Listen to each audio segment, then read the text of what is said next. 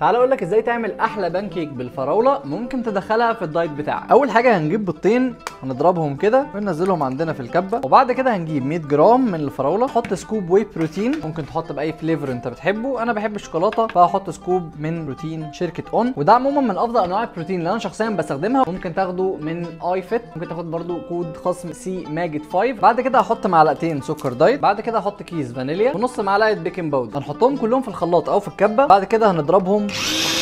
ودلوقتي اللي فاضل ان احنا نحط الخليط ده على النار، بس عشان ما يلزقش في الطاسه التيفال بتاعتنا فممكن نحط ربع معلقه زيت زيتون كده، حاجه بسيطه خالص. وبعد كده هنجيب الفرشه ندهنها حوالين المكان كله عشان الخليط ما يلزقش عندنا في الطاسه. ودلوقتي هنحط الخليط بتاعنا في الطاسه. اول لما تبتدي ان هي تطلع فقاقيع زي ما احنا شايفين كده هنقلبها على الوش التاني اهو. بص بص بص تطلع بكل سهوله اهو. هناخدها كده اهو، هوبا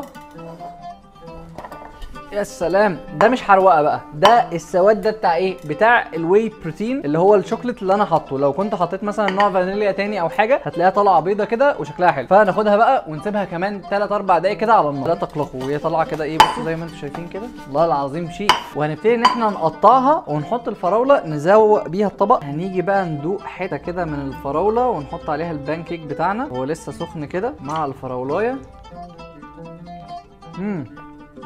حقيقي حلوه قوي قوي قوي والله بجد تحفه. وبس كده، استمتع بوجبتك.